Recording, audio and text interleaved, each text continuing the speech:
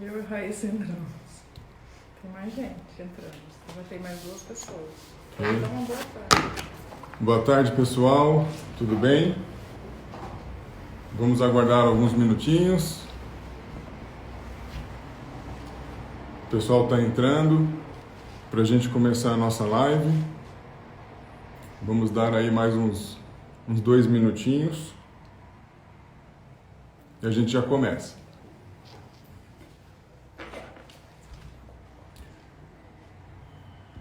Alguém pode dar um feedback aí? O áudio está bom?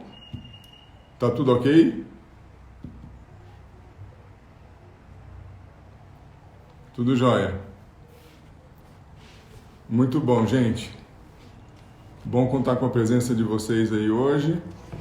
Nós elegemos um tema que é bastante relevante do ponto de vista do empresariado.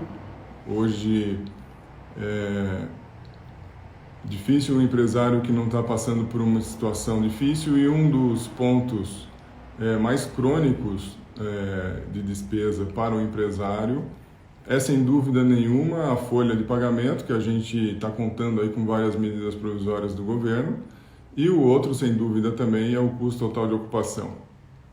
Então falaremos hoje a respeito desse tema, da renegociação do custo total de ocupação, tanto para franquias, redes franqueadas com operações em shopping, como para bandeiras brancas e para operações em rua, porque essa live é uma live aberta, Então a gente vai contar com o público em geral, por isso a abordagem vai ser uma abordagem mais ampla e focada na questão do business, do negócio, do lojista, ok?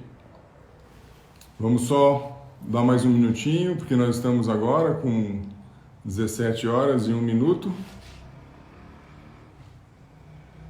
e já vamos começar.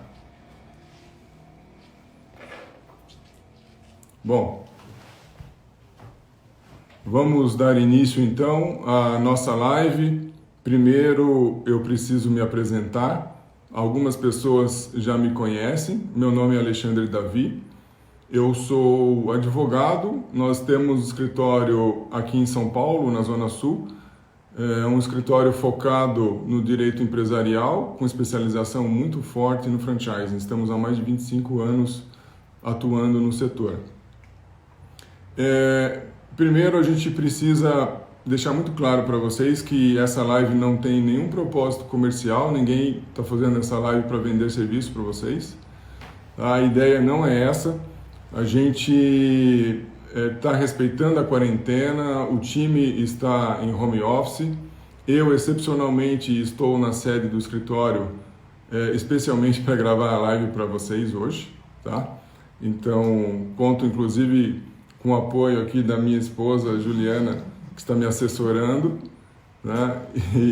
e a equipe está em home office. Então, todos aí preservando principalmente o distanciamento, a saúde, que nesse momento é o mais importante para todo mundo. Então, feita essa apresentação, eu vou deixar desde o início o contato, um número de WhatsApp. Anotem, por favor, quem quiser pegar uma caneta, um papel. O número do WhatsApp é 99674-7701. Vou repetir. É 11, tá? 11 99674-7701. Esse WhatsApp é da advogada da equipe do escritório, a doutora Raíssa, que vai fazer um encaminhamento das perguntas para a gente fazer os esclarecimentos ao final, tá ok? Nós temos então uma previsão de live para no máximo 1 hora. A gente deve trazer o tema em 30 a 40 minutos e depois abriremos para as perguntas, tá? Ao longo da apresentação eu vou repetir aqui o número, a Juliana já está colocando aí para vocês, do WhatsApp, para que vocês possam encaminhar as perguntas. Bom, nós escolhemos o tema de hoje, a renegociação do custo total de ocupação, por conta de uma outra live que nós fizemos para um cliente nosso, mas foi uma live em uma rede fechada. E identificamos, né, julgamos importante trazer esse tema para uma live aberta, para outras pessoas, porque os empresários eles demonstraram interesse e também uma carência de informação muito grande a respeito dos riscos das estratégias envolvidas para se atingir uma boa renegociação do custo total de ocupação. Porque existem riscos nessa negociação e principalmente riscos na ausência de uma negociação. Tá? Então hoje, o combinado com vocês é a gente ter 1 hora. Nós falaremos sobre 7 temas. Tá? Eu vou passar rapidamente pelos temas, parece que são muitos temas, mas na verdade são temas muito pontuais e eu vou falar sobre cada um deles, são temas relativamente rápidos. Tá? O primeiro é a composição amigável e a necessidade de uma formalização dessa composição. O segundo tema será a negociação extrajudicial, que é o que a gente vai propor para vocês. As terminologias utilizadas é o terceiro tema, então cuidado, precisa de uma atenção muito grande, tem gente falando em carência, etc., termos que não são apropriados, a gente vai explicar a necessidade de usar a terminologia correta para efeitos do acordo. O quarto tema é a revisão judicial dos que vocês teriam como opção caso extrapolada a via extrajudicial e amigável. Voltamos, né? Tivemos uma pequena oscilação. O quinto tema será sobre o projeto de lei 1179 de 2020, que traz uma implicação muito forte para a questão da locação, se for aprovado. O sexto tema, falaremos sobre precedentes nas locações. Esses precedentes são os precedentes mais recentes que temos na nossa jurisprudência, o que está acontecendo, como que os tribunais, os juízes vêm decidindo a respeito dessa situação. E por último, o posicionamento da Associação Brasileira de Franchising, ABF, que o nosso escritório é associado e ela representa de uma maneira muito forte o segmento no Brasil e o que ela disponibiliza para todo mundo através do portal dela. Então, dando início, né, ao nosso tema, de novo, renegociação do custo total de ocupação, né, valendo para redes franqueadas, operações em shoppings, operações em ruas, bandeiras brancas, né, lojistas que não são franqueados, enfim, o tema é abrangente a todos os empresários. Então, o primeiro tema, a composição amigável, e a necessidade de formalização, é um tema que, diante da pandemia que estamos passando, essa situação inusitada, ela é uma situação também inédita para o nosso judiciário. Não só inédita para o empresariado, para a sociedade, como a gente está percebendo também para os nossos representantes, né, os políticos, enfim, o poder público. O judiciário, ele se deparou aí com uma situação inédita, né?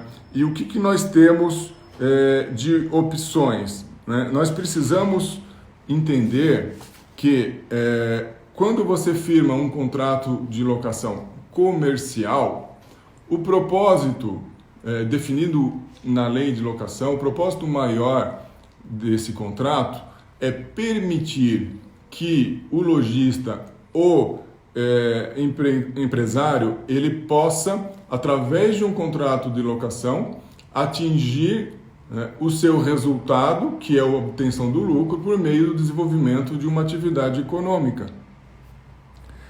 É muito diferente de um contrato de locação residencial.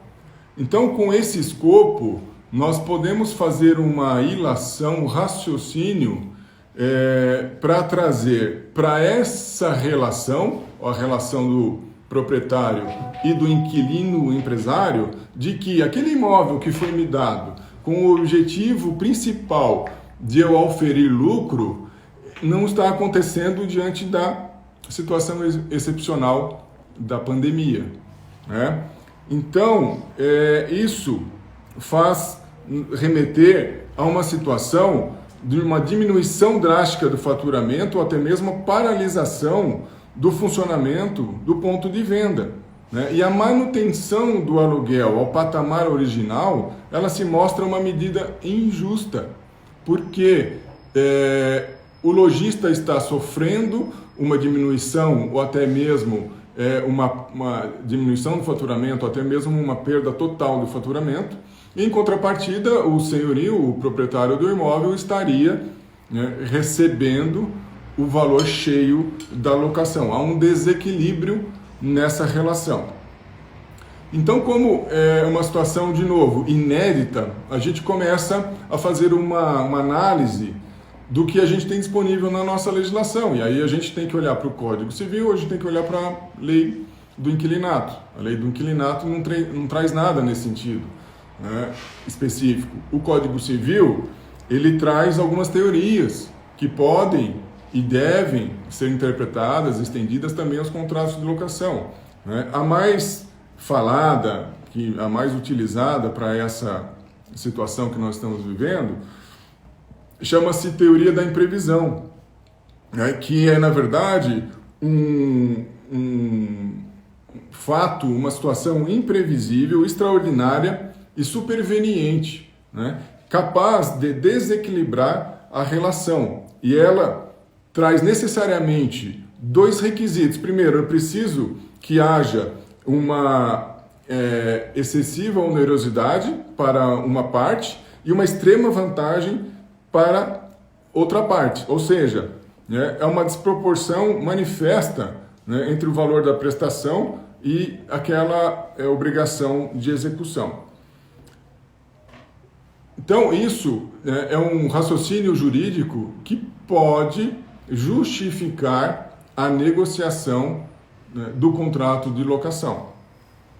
Um outro fundamento jurídico que se tem ouvido falar é o fundamento do Código Civil da hipótese de caso fortuito ou de força maior, né, como excludentes de uma responsabilidade. Então, nessas situações, a gente entende que merecem os reajustes temporários, né, da locação até que a situação se normalize. E isso significa dizer o quê? Quando a gente está falando em normalização, né, da situação, a gente está falando não só do período de pandemia, mas e principalmente do período pós-crise, né? Porque a gente já sabe que a retomada não vai ser na mesma velocidade, não vai ser 100% no primeiro dia que você voltar a operar. Então, com essas justificativas, com esses fundamentos jurídicos,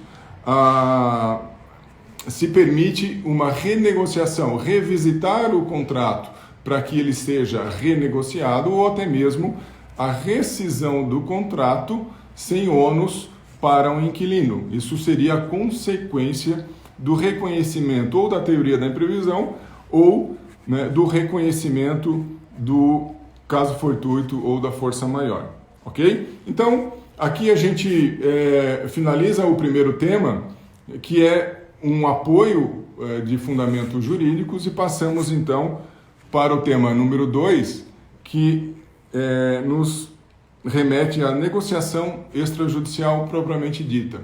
Então, como consequência desses efeitos da pandemia e do que a legislação me permite fazer, inclusive é uma recomendação do nosso escritório, é a negociação extrajudicial. Né? Porque sabemos que uma demanda talvez não valha a pena. A gente acredita que a situação seja excepcional. Então, fazendo uma avaliação de risco, nós entendemos que é muito melhor se fazer uma negociação extrajudicial do que propor uma demanda. Falaremos do tema da demanda também, mais adiante, mas fica aqui, desde agora, já uma indicação para que fortemente se façam as negociações extrajudiciais. É lógico que em alguns casos extremos isso não é possível, então a última medida seria a propositura de uma ação, a depender da avaliação do risco. Bom, em relação à negociação, nós podemos e recomendamos o envio de primeiro entrar em contato com ou o locador, o proprietário, ou se a sua locação foi feita por meio de um agente de uma imobiliária, entrar em contato com essa pessoa, para você não queimar etapas. Então, fazer um contato, ainda que por telefone, por WhatsApp, seja qual for o canal, ou até mesmo e-mail, é importante para que você já inicie essa negociação. Acredito que pelo avanço e o tempo que a gente está há mais de 60 dias de pandemia, muitos já tenham feito isso. Só que isso não é suficiente, isso não basta. Porque você precisa de uma formalização dessa negociação. Tá? Então a gente sugere o envio de uma carta, de um pedido formal ao senhorio, ao proprietário, com objetivamente a proposta de acordo, e aí cada um, não tem como a gente pré-estabelecer uma negociação para todo mundo, tá bom, gente? Não, isso é impossível. As negociações são particularizadas e individualizadas, até porque nós estamos falando de várias operações, vários segmentos, e temos segmentos aí que estão funcionando normalmente, porque está classificado como atividade essencial, outros que estão operando apenas com delivery e outros que estão fechados. Então, há uma riqueza de particularidades que exige uma negociação individualizada. Eu não consigo passar uma régua e falar para vocês o que é melhor para todo mundo. Isso é impossível. As negociações são particulares, ok?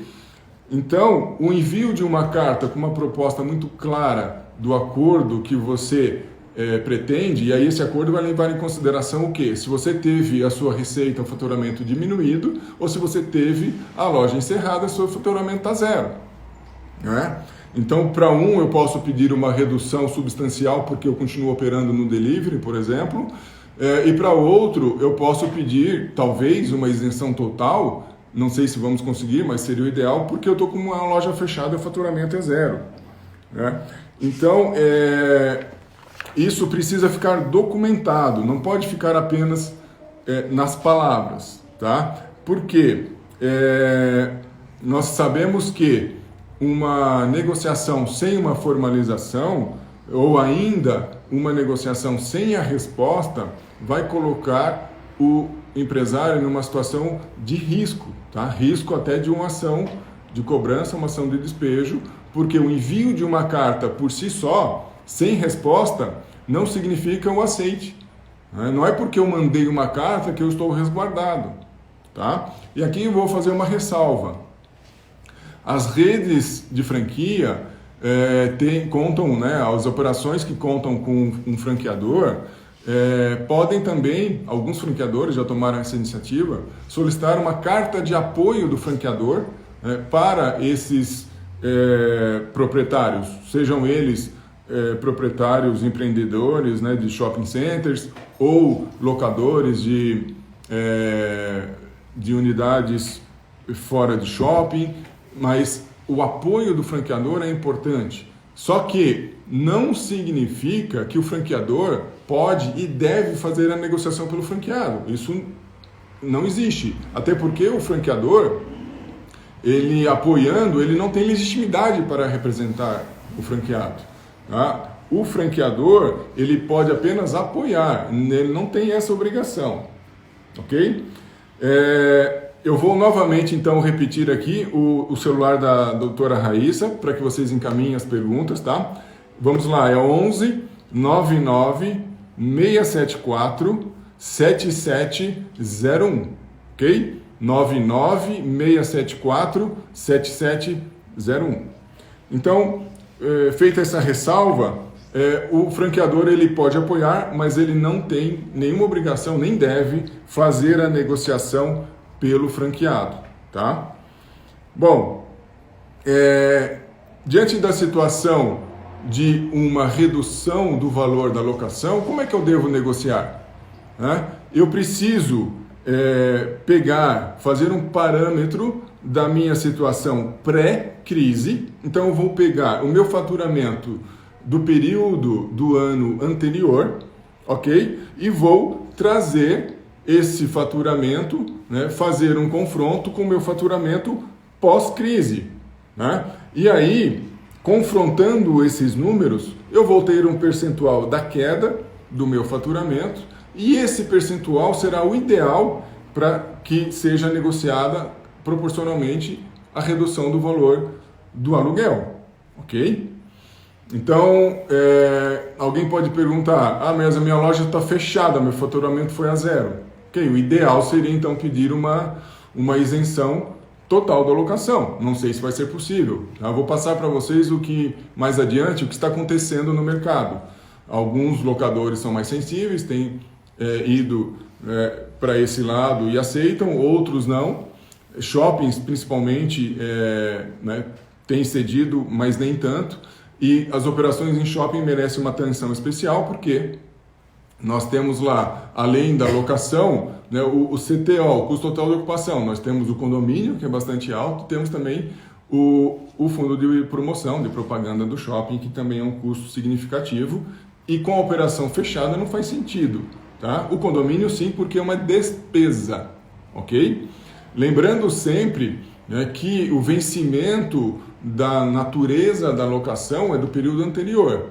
O condomínio é do mês vigente, porque é a despesa. Tá? Vamos lá, vamos adiante então. Tudo bem até aqui? Eu acho que, né, tá dando para entender, acho que a velocidade está boa. Estamos a 20 minutos, né, já quase concluindo aqui o segundo tema. Bom,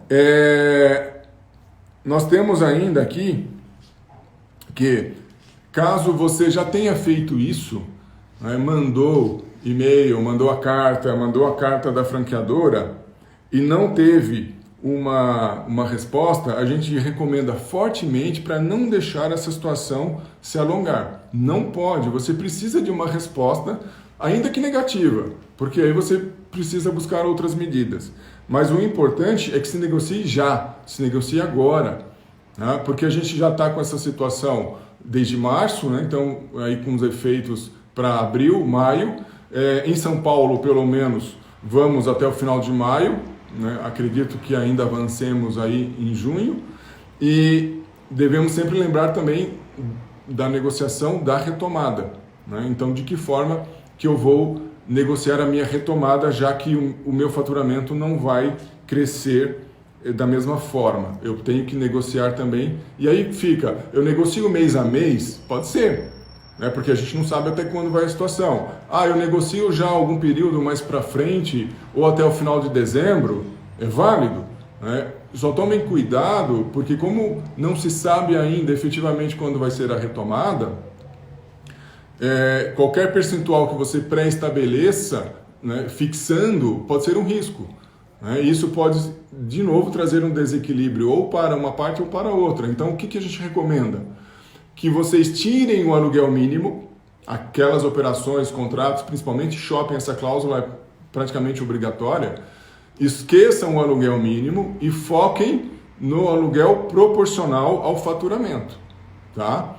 Tirando, quando é operação em shopping, o fundo de propaganda, com operação fechada, não faz sentido, e negociando também uma redução do condomínio para casos quando você tem a operação do shopping com horário reduzido.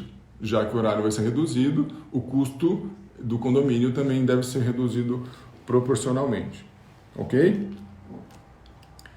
Bom, vamos lá. Então a negociação é caso a caso, né, como nós falamos, e quando você conseguir a formalização, no mínimo um e-mail, né, mas o ideal seria um aditivo ao contrato de locação, né, um aditamento, algumas pessoas conhecem como aditivo, para que você tenha então uma segurança jurídica em relação àquele acordo firmado. Você vai aditar ao contrato para rever e reequilibrar a relação com o acordo expresso e claro que foi negociado com o proprietário. Tá? Eu não tenho, ele está se recusando, mas falou que está tudo certo. Ok, então minimamente minuta um e-mail, peça para o locador minutar um e-mail e deixar isso por escrito. Tá? Minimamente isso para trazer um pouco de segurança jurídica. Ok? Se possível, um aditivo contratual firmado com 2 testemunhas.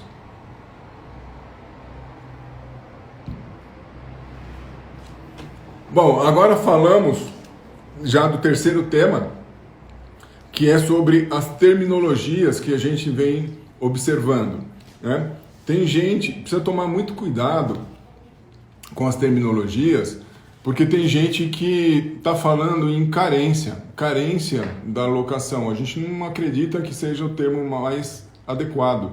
Porque a carência, ela tem por conceito respeitar, né, efetivamente um período para que algo comece a valer num negócio. Então, você usar o termo de carência para locação pode deixar isso muito vago e também um ponto para discussão, porque não é um termo muito apropriado.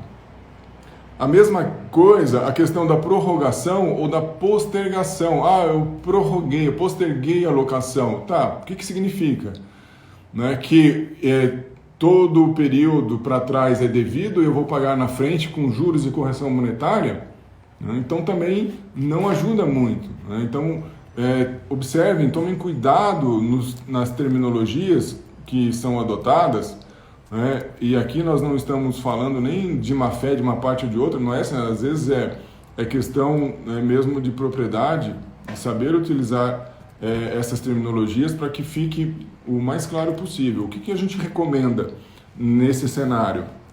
A gente recomenda que você use 2 expressões. Primeiro, isenção, que é a ação, né, o ato de desobrigar alguém ao cumprimento de uma responsabilidade. Então você literalmente isenta o pagamento do mês de março, ou proporcional, ou do mês de abril, ou do mês de maio e assim por diante. Ou isenta parcialmente, 50%, ou 30%, ou 70%, ou isenta 100%. Além disso, a gente pode pensar também no desconto, na terminologia desconto. Então eu dou um desconto de X% em cima do valor principal, sempre lembrando aí para quem tem condomínio, para fazer a ressalva, para não deixar confusão em relação ao que está sendo isentado ou dado de desconto e o que é a natureza de despesa, natureza condominial, que a gente não consegue, pelo menos não se faz sentido, pelo menos por enquanto, né, de isenção de condomínio, tendo em vista que as operações de shopping, por mais que estejam fechadas, continuam contando com seguranças, operações em delivery, operações com atividades essenciais e minimamente você tem o custo operacional e, portanto, justifica-se o custo condominial. Não confundir com o custo do fundo de propaganda, esse sim não faz sentido para o mix comercial em shopping center. E também ainda temos o parcelamento, como uma terminologia, que é outro cuidado, porque seria a divisão do montante em diversas parcelas, e aí pensar sempre numa composição com juros e correções, eventuais multas, etc. Tá bom? Bom, avançando para o nosso quarto tema, então, que fala da revisão judicial dos contratos. Né? E aí, nós, trazendo um pouco dos fundamentos que foram falados no primeiro tema, nós temos a possibilidade, uma vez esgotadas as possibilidades de um acordo amigável extrajudicial, nós temos a possibilidade ainda de uma revisão judicial dos contratos. Isso está previsto lá no Código Civil e na lei do inquilinato. Só que para isso, tomem cuidado, porque no outro tópico, nós estamos no quarto tema, no quinto tema, deixa eu ver, no quinto tema, nós falaremos, não, vou aproveitar e já falar nesse, porque tem mais sinergia. A revisão judicial dos contratos, que é possível pelo Código Civil e pela Lei do Inquilinato, ela traz para uma situação de desequilíbrio, como eu comentei lá no começo, a possibilidade para quem tem 3 anos, exige alguns requisitos, tá? 3 anos de relação contratual, de contrato de locação, contrato com obrigações recíprocas, que pela natureza da locação isso acontece, né? Contrato com a fixação de uma remuneração de aluguel, pode parecer óbvio, mas existem algumas operações que não consta esse item, esse requisito, porque áreas comuns, por exemplo, cafeterias, às vezes a área é cedida e aí não tem a fixação de uma remuneração com a natureza de locação. Então tomem cuidado também em relação a isso. E aí um cuidado especial para quem tem operações em shoppings. Por quê? Porque o artigo 54 da Lei 8.245, que é a Lei do Inquilinato, estabelece a livre pactuação, né, do contrato entre o shopping e o lojista. Ou seja, os tribunais superiores, eles têm visto, né, como uma intervenção judicial muito menor nesse tipo de contrato, dada a liberdade que a própria lei atribui, né, a esse tipo de relação contratual. Tá? Então, nós precisamos entender que toda ação existe um risco, né?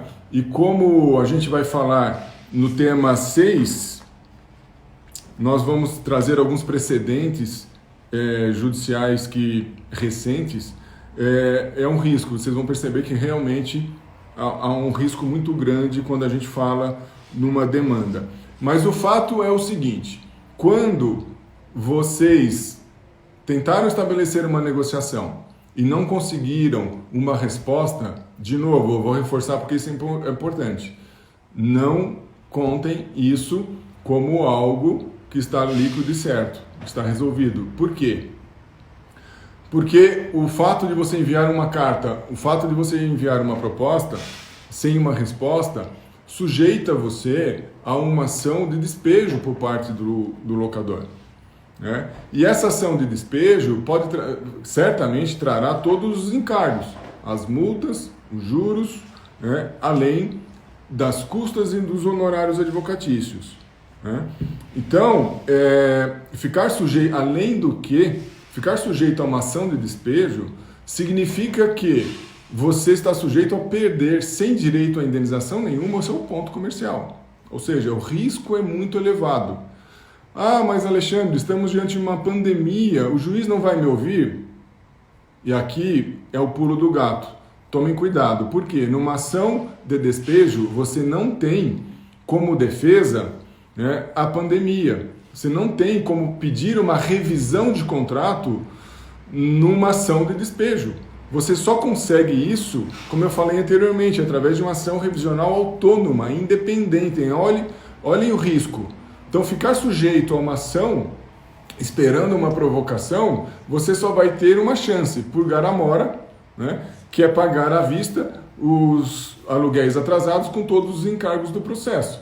Porque é muito temerário você buscar uma defesa na ação de despejo com esses argumentos da revisão, ainda que trazendo fortes argumentos, né, em razão da natureza da ação de despejo. O risco elevadíssimo de você ser efetivamente despejado e perder definitivamente o ponto comercial. Então, não é uma recomendação ficar sem um acordo formal com o locador. Eu acho que esse é um ponto muito importante e que merece destaque.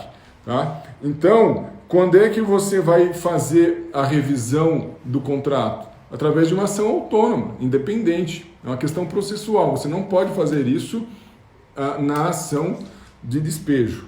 Tá? Tá entendido isso? Isso é muito importante, ok? Bom, 5h33, nós vamos agora para o nosso quinto tema. Então, acredito que aí até 17h40 a gente consiga finalizar e a gente abre para as perguntas. Então, vou reforçar aqui o WhatsApp da doutora Raíssa, 11 99 674 7701, para envio das perguntas. O quinto tema diz respeito ao projeto de lei 1179 de 2020, tá? Que é do senador Antônio Anastasia, que já foi aprovado no Senado Federal, está agora tramitando com uma velocidade muito rápida na Câmara dos Deputados, e é um projeto de lei que vai permear alguns dispositivos do direito privado, né? Só para vocês terem uma ideia, até com a defesa do consumidor, ele vai, se aprovado for, ele vai trazer mudanças. Por exemplo, vocês já devem ter ouvido falar que quando você faz uma aquisição, né, de um produto online pelo site de alguma loja, você tem o direito a arrependimento em 7 dias.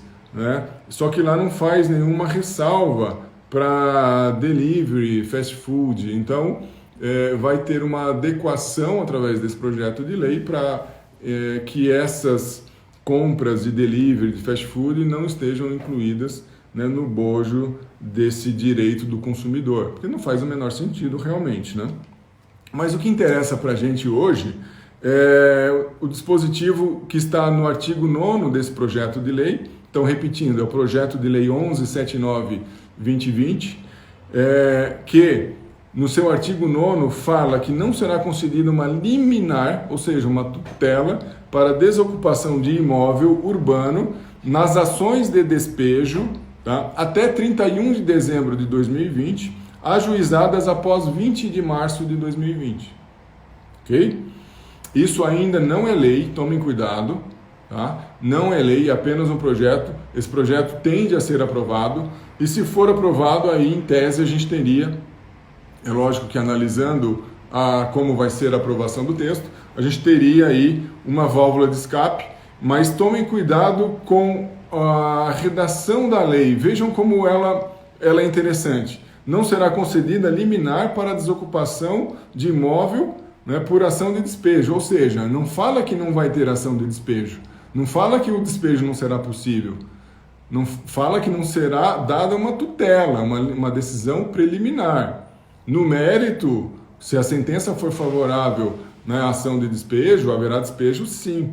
Tá? Então, não tomem cuidado com a interpretação desse projeto que está caminhando, como eu falei, e tem de aprovação. Tá? Ok? Então, vamos agora para o nosso sexto tema, que é sobre os precedentes das locações. O que nós trouxemos aqui para vocês? Nós temos 4 casos que nós pincelamos para vocês, recentes, muito recentes, em tribunais distintos, com as decisões mais diversas e criativas possíveis, para que vocês percebam na prática o que está acontecendo, tendo em vista o ineditismo dessa situação. Então, o primeiro caso é um caso da Allshop, a Associação dos Lojistas de Shopping lá de Minas Gerais. Foi uma ação coletiva movida por essa associação. A decisão é do juiz da 11ª Vara Cível de BH, Belo Horizonte, estamos falando Minas Gerais, concedeu uma liminar, né, em relação aos boletos de abril para suspender a exigibilidade de 50% do aluguel mínimo, com aplicação do aluguel percentual valendo o maior e 100% do fundo de propaganda. Então aqui foi uma decisão em que o juiz tirou aí 50% do aluguel mínimo, que eu não acho interessante, né, porque a gente não deve, quando vocês forem estabelecer uma negociação, falar em aluguel mínimo, não dá, a situação não permite isso, a gente tem que sempre falar em aluguel percentual. Né, e aqui o juiz deixou os 50% do mínimo e ainda o aluguel percentual que for maior. Tá? Então, uma situação. A segunda decisão foi da Bahia, tá? É uma ação coletiva também da ALASPA, que é a Associação dos Lojistas da Bahia. E vejam que interessante, o juiz da 2ª Vara Cível de Salvador negou a liminar. falou que o fechamento do estabelecimento comercial do shopping foi uma determinação dos órgãos públicos, governamental, e que, portanto, não tinha direito a nada. Ou seja, totalmente discrepante, né, uma decisão da outra. Vocês verem como é, né, a riqueza e o risco do nosso judiciário.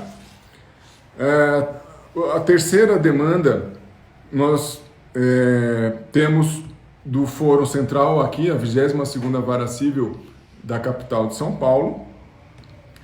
Também por meio de uma liminar, o juiz colocou lado a lado o aluguel, né, como fonte de renda do locador. Vejam que interessante aqui o raciocínio, né? E por outro, a proibição pública do exercício da atividade por um restaurante. Então era uma operação do ramo alimentício, e decidiu, aplicando o 317 do Código Civil, né, que quando tem um desequilíbrio na relação, que poderia pagar 30% do valor do aluguel mensal, tá? 30%. E aí vocês podem estar se perguntando, mas de onde ele tirou esse percentual? Do livre convencimento do juiz. Vocês viram que o outro falou em 50%, esse falou em 30%, a Bahia falou em nada, tá? E, por último, nós temos aqui a quarta decisão que nós trouxemos hoje para vocês, que é do juiz da 8ª Vara Civil do Foro Regional de Santana, aqui de São Paulo, e que essa me agrada mais. Eu acho que ele foi mais assertivo e até mais humano e justo nessa decisão, sem querer trazer aí a brasa, né, para a sardinha dos inquilinos, mas o juiz reduziu em 70% o valor da locação do estabelecimento comercial, né, desde o fechamento forçado até a reabertura do comércio. E olhem que interessante, após a retomada das atividades, a redução do aluguel será de 30% até dezembro de 2020. Achei interessante. Então, ele reduziu o aluguel durante a quarentena em 70%, e quando da retomada, ele fala, né, de um pagamento, uma redução, né, no pagamento de uma redução de 30%. Então, de novo, eu alerto aqui para o risco, porque a gente está falando em percentuais, né, mas o interessante é que ele está modulando isso. Não é o ideal, como eu falei, não é vinculado ao faturamento, que seria o melhor, né, porque quando a gente fala um percentual em relação ao aluguel, isso pode se tornar ainda injusto quando da retomada, se eu tiver uma retomada muito lenta, com a velocidade ainda muito baixa, com custo operacional, né, com todos os funcionários trabalhando e o custo elevado, eu prefiro ainda optar pela negociação do percentual vinculado ao faturamento, né, e não ao percentual da alocação, né, do aluguel.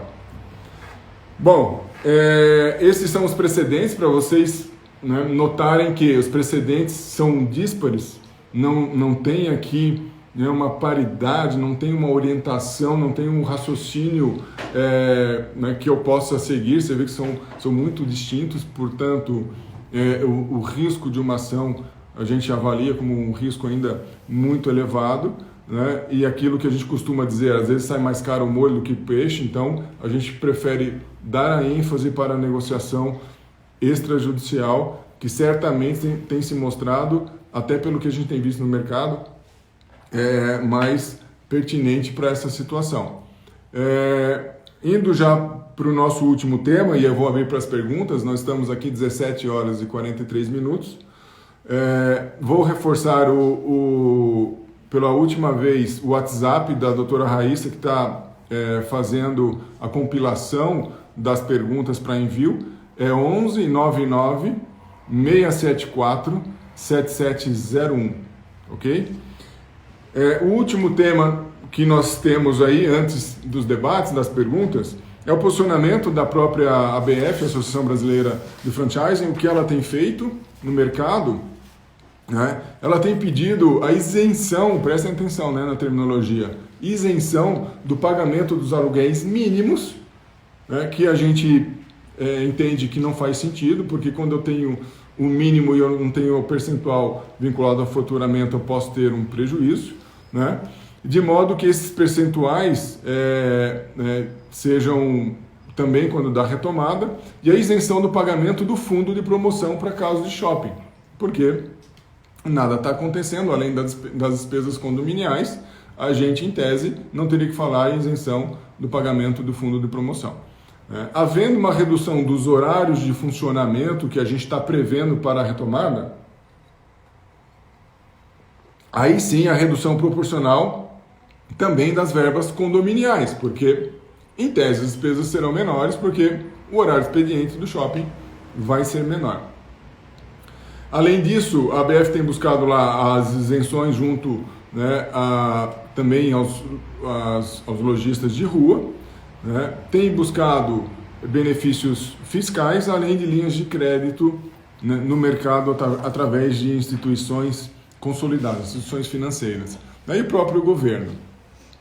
Então, vocês, acessando o portal da ABF, né, abf.com.br, vocês terão informações a respeito dos shoppings que já negociaram, e a relação lá é atualizada a cada 48 horas, ou seja, vocês vão poder ter acesso às negociações que os shoppings estão fazendo com os lojistas em todo o Brasil.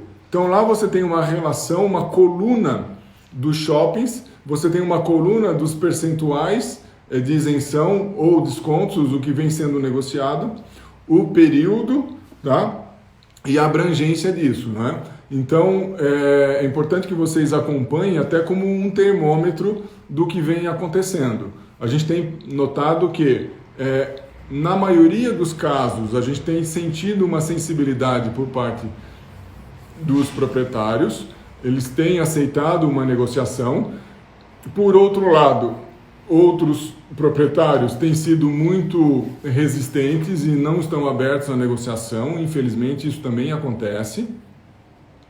E tem os que têm o meio de campo que tem aceitado, né, mas não na medida e da necessidade do lojista, mas dentro de acordo ali de um certo interesse. Então é muito também o poder de barganha. Mas o equilíbrio, né, financeiro e proporcional ao faturamento, já que nós estamos falando de uma locação cujo objetivo é a obtenção de lucro, faz todo sentido, e é nessa linha que a gente está recomendando hoje para vocês que essas negociações sejam feitas. Tá? Então, agora 17h46, né, como eu havia prometido, nós encerramos todos os temas e agora a Juliana está me passando aqui algumas perguntas, né? A primeira pergunta que ela traz é do Clélio da Aquaroma, por coincidência é nosso cliente.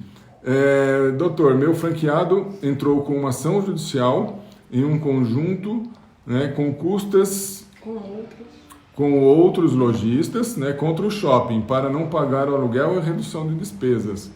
Não fomos consultados antes. Como posso ajudá-lo agora? Principalmente como minimizar ao máximo este problema de relacionamento, né, com o shopping. Legal, Clélio. Como eu falei, né, ao longo aí da exposição, o franqueador ele não tem legitimidade para entrar nesse processo, tá? Via de regra, né? A não ser que ele seja um fiador do contrato de locação, o que eu não acredito, mas via de regra o franqueador ele nem pode entrar nesse processo, nessa briga, vamos dizer assim.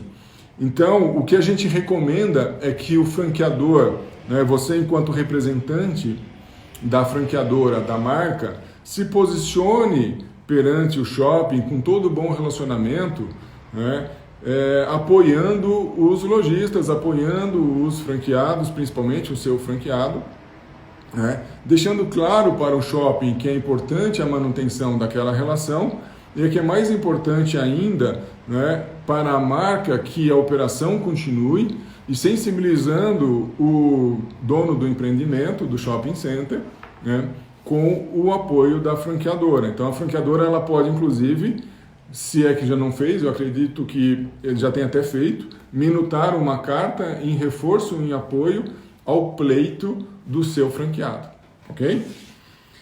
Bom, A segunda pergunta o Clélio é daqui de São Paulo, é da Tatiana, não fala de onde e se o proprietário não responder no caso de negociação amigável. Legal, Tatiana. Nesse caso, é o que a gente está pedindo para vocês. Se ele não responde, não tenham isso como algo que foi aceito ou que está resolvido, né? Prestem atenção até para a qualidade das negociações, né? Não é o fato de ter entrado em contato e ele não ter respondido que isso, né, ele aceitou. Aquela expressão quem cala consente não serve aqui, né? Quem cala não diz nada e na verdade você precisa de uma resposta, então você tem que insistir numa resposta ainda que essa resposta seja negativa, tá? Você precisa, preto no branco, mandar para ele a proposta que você idealiza, a proposta que você tem e esperar uma resposta ou uma contraproposta, que na verdade é o que a gente tem visto mais, né, o que tem acontecido como uma contraproposta. Nem sempre os lojistas têm conseguido tudo o que pedem, mas eles têm pelo menos negociado, né, em parte com os proprietários, tá? A terceira pergunta é o Aulus da Atitude Point, aqui de São Paulo também. Aulus é nosso amigo também, nosso cliente, Atitude Point. E a pergunta dele é: nós da Atitude, em 23 de março, já solicitamos a isenção de aluguéis de shoppings. Muitos não conseguem se posicionar. Como podemos usar a carta de apoio da franqueadora para buscar um posicionamento dos shoppings? Legal. Aqui, Aulus, a gente recomenda que, além da carta do próprio lojista, do próprio franqueado, a carta da franqueadora e, se não for suficiente, a carta dos outros lojistas do empreendimento também, tá? Como uma união de lojistas e, por que não, também uma união de franqueadores, né? Das marcas que estão dentro daquele estabelecimento, trazendo mais força para a negociação e não ficar só no formalismo. Se não teve resposta formal da carta, passar a mão no telefone, ligar para o contato, né, o contato comercial, o responsável, o gerente ou o diretor, seja quem for do empreendimento, principalmente com uma voz coletiva, né, cuja força é muito maior do que a voz individualizada, e particular do franqueado ou só dos franqueados. Os empreendimentos, quando eles estão diante de uma marca que representa uma franquia, a gente tem que lembrar do mix, né, do tenant mix, que é a essência do shopping center, que os consumidores buscam, né, se direcionam, são atraídos pelo mix do shopping center em razão das lojas, né, que tem um conceito, que tem uma experiência de mercado, e isso se traduz naturalmente por meio das franquias, que trazem já, né, em rede uma marca consolidada e produtos conhecidos no mercado. E os shoppings se aproveitam disso, né, dessas marcas, desses franqueadores e também das marcas âncoras, né? Então são marcas independentes que juntas trazem uma riqueza para o mix comercial do empreendimento. E isso existe um valor intangível, um valor agregado, mas é um valor que o dono do shopping, os donos, né, os empreendedores, conhecem e sabem muito bem desse valor da marca. Então é hora das franqueadoras usarem esse valor da marca para trazer isso, né, para a mesa de negociação. Então o apoio, a união, a força das marcas junto ao empreendimento. Tá legal? A nossa quarta pergunta é Fábio Cunha, de São Paulo. Posso pedir a revisão autônoma se meu contrato já estiver em prazo indeterminado? Se não obtiver resposta das minhas propostas, devo já entrar com uma ação? Então, Fábio, eu acho que tem que ter cautela, né? Em tese, se você estiver dentro dos requisitos da ação de revisão, você pode, né? É lógico que é muito melhor você propor a ação de revisão do que esperar, como eu falei, a ação de despejo, porque lá você não vai poder discutir, né, sob pena de elevar o risco e ser despejado. Mas é uma estratégia, tá? Não é uma recomendação, mas se você já fez de tudo, superou todas as fases extrajudiciais e efetivamente não conseguiu uma resposta, talvez seja o caminho. O que você precisa analisar nessa situação? Né? Saber se o valor econômico que você entende, fazendo, como eu falei, o exercício, né, do seu parâmetro do ano anterior para o período de pandemia de 2020. Então, o reflexo financeiro disso, qual seria, né, o valor econômico objeto do processo e versus as custas desse processo. Se essa equação justificar a propositura da ação, sem dúvida, né, e não restará outro caminho senão a judicialização. Aqui é outra pergunta? Isso aqui é do mesmo. Ah, tá. O mesmo, então, é o Fábio ainda. Comunicar a suspensão das obrigações, como alguns lojistas têm feito, tem algum valor jurídico? Tem, porque você está trazendo a informação concreta, e a gente está falando de negociações concretas, individualizadas, né, o caso a caso, e trazer essa informação oficialmente para a relação é muito importante. Né? Por mais que a gente tenha um cenário, que é um cenário mundial, é conhecido por todos, né, como a gente diz, ele não é automático, porque a gente não sabe efetivamente qual foi a perda específica daquele lojista. Como a gente falou no começo, tem lojistas operando. Há segmentos, que eu falei essa semana com uma pessoa, que a rede está faturando mais do que antes da pandemia. É lógico, atividade essencial. Então, farmácias, supermercados estão faturando. Se ele está com a operação prejudicada, mas continua faturando, então o valor econômico vai ser outro. Se ele está totalmente sem operação com a unidade fechada, então talvez o valor econômico seja maior. Mas comunicar essa suspensão, né, ou também junto com isso, o valor econômico fazendo uma equiparação com o exercício do ano anterior, que você tinha faturamento, para comparar e confrontar com esse período que está sem faturamento, é de fato uma indicação bastante importante, relevante e recomendada. A pergunta agora é do Rogério Feijó, meu amigo Rogério Feijó, deve estar em casa, acredito eu, né? Em Jundiaí, então São Paulo. Os magistrados brasileiros têm o conhecimento suficiente sobre a realidade do nosso varejo para analisar as ações, né, proferir decisões equilibradas? Eu gostaria que sim. Eu acho que a sensibilidade não precisa nem ser da natureza do profissional, né, da magistratura, mas a sensibilidade humana, em tese, já seria suficiente. O problema aqui, Rogério, é que a gente viu várias decisões díspares. Então, a Bahia negando, né, outro juiz dando 70%, o outro dando 30%, né, e decisões desvinculadas ao faturamento e vinculadas à locação, olhando então só para a renda do proprietário.